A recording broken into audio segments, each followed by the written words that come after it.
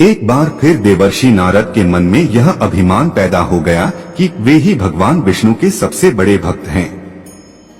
वे सोचने लगे, मैं रात दिन भगवान विष्णु का गुणगान करता हूँ, फिर इस संसार में मुझसे बड़ा भक्त और कौन हो सकता है। किंतु पता नहीं श्रीहरि मुझे ऐसा समझते हैं या नहीं।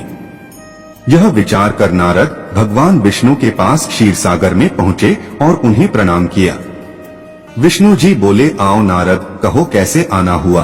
नारद बोले, भगवान मैं आपसे एक बात पूछने आया हूँ। भगवान विष्णु बोले, मैं तुम्हारे मन की बात जानता हूँ नारद, फिर भी तुम्हारे मुंह से सुनना चाहता हूँ। नारद ने कहा, हे देव, मैं जीवन भर आपका गुणगान करता रहा हूँ, पल पल हर क्षण मुझे बस आपका ही ध्यान रहता है। आप मुझे यह बताइए कि क्या मुझसे भी बड़ा आपका कोई अन्य भक्त है संसार में। वे बोले, नारद इस प्रश्न के लिए तो तुम्हें मेरे साथ मृत्युलोक चलना पड़ेगा। नारद बोले, ठीक है भगवंत, मैं मृत्युलोक चलने के लिए तैयार हूँ। भगवान विष्णु नारद को लेकर मृत्युलोक चल पड़े। धरती पर पहुंचकर दोनों ने किसान का वेश धारण किया और एक गांव के किनारे बनी एक झोपड़ी की ओर चल पड़े। विष्णु बोले, नारद मेरा एक बहुत बड़ा भक्त यहाँ इस कुटिया में रहता है। आश्चर्य है, क्या मुझसे बढ़कर भी किसी की भक्ति हो सकती है। नारद के मुख से निकला, क्या वह भी मेरी तरह आपका ध्यान लगाए रहता है। आओ स्वयं ही जान लोगे, विष्णु ने कहा और उस कुटिया की ओर बढ़ गए। किसान उस समय कुटिया के बाहर अपनी गाय को बांध रहा था। उसके मुख से हरि हरि गोविंद का स्वर निकल रहा था। किसान वेशधारी विष्णु ने उसके निकट जाकर नारायण नारायण कहा तो किसान ने विनीत स्वर में पूछा, आप कहाँ से आए हैं भद्र, मेरे लिए कोई सेवा हो तो निसंकोच बताइए। किसान वेशधारी भगवान विष्णु ने कहा, हम नगर जा रहे हैं, पर अंधेरा घिरने लगा है, वन में जंगली पशुओं का डर है, इसलिए रात भर आश्रय चाहते हैं।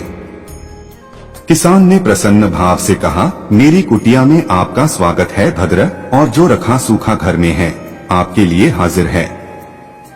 भगवान ने मुझे आप लोगों की सेवा करने का अवसर दिया है, बड़ी कृपा हुई उनकी। बाहर एक खटिया पर दोनों को बिठाकर किसान अंदर गया और अपनी पत्नी से कहा, देवी दो अतिथि आए हैं।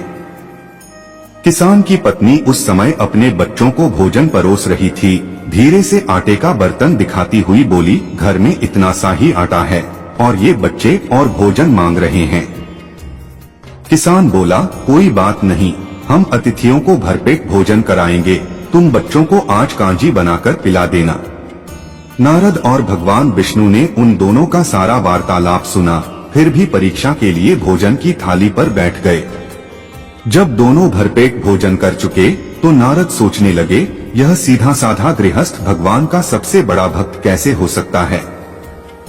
उधर श्रीहरि ने किसान से और भोजन लाने की फरमाइश कर दी। बोले, मेरा पेट अभी नहीं भरा, क्या और भोजन मिलेगा। किसान रसोई घर में गया और जाकर पत्नी से पूछा, कुछ और भोजन बचा है क्या। पत्नी बोली, बच्चों के लिए कांजी बनाई है, बस वही शेष है। विष्णु और नारद वह भी पी गए। किसान और उसके परिवार को भूखे ही सोना पड़ा। भूखे बच्चे माँ का आंचल थाम कह उठे, माँ नींद नहीं आ रही है, मुझे बड़े जोर की भूख लगी है। पिताजी ने उन अतिथियों को कांजी भी क्यों पिला दी। किसान ने बच्चे के सर पर हाथ फेरते हुए कहा, अतिथि को भोजन कराना स्वयं विष्णु भगवान को भोग लगाने के समान है बेटा। बाहर दालान में दोनों अतिथि अलग अलग बिस्तरों पर लेटे हुए थे। भगवान विष्णु ने कहा, तुमने सुना नारद, किसान और उसके परिवार को भोजन नहीं मिला, फिर भी वह मेरे गुण गा रहे हैं। नारद बोले, यह तो कुछ भी नहीं है, मैंने तो कई कई दिनों तक भूखे रहकर आपका स्मरण किया है। अगले दिन सुबह उन्होंने देखा, किसान भगवान विष्णु की मूर्ति के सामने कह रहा था, गोविंद हरिहरि तुम सदा मेरे मन में बसे रहो, बस मुझे कुछ और नहीं चाहिए। फिर दोनों अतिथियों से बोला, हरि की बड़ी कृपा है, वही जग का रखवाला है, प्रभु की दया से रात को कोई कष्ट तो नहीं हुआ। जब तक आपका जी चाहे तब तक आप दोनों यहाँ रहे, मैं खेत पर जा रहा हूँ। किसान वेशधारी श्री हरि बोले, हम भी तुम्हारे साथ चलेंगे, यदि तुम्हें कोई आपत्ति न हो तो। नारद और विष्णु भगवान किसान के साथ उसके खेत पर गए।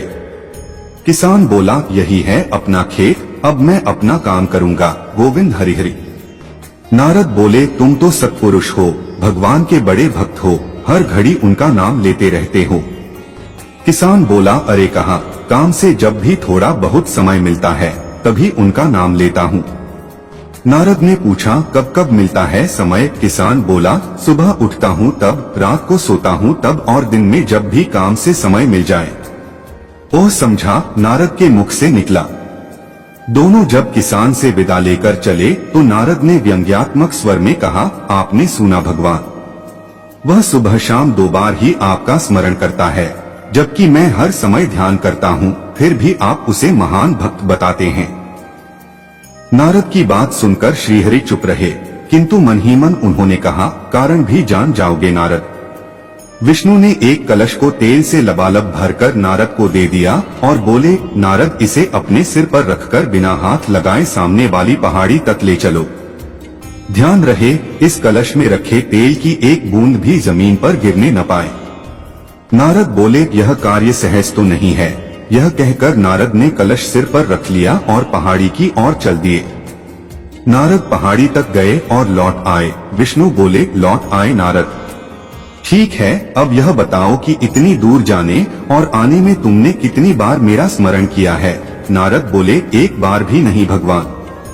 करता भी कैसे, मेरा सारा ध्यान तो तेल और कलश की तरफ लगा हुआ था।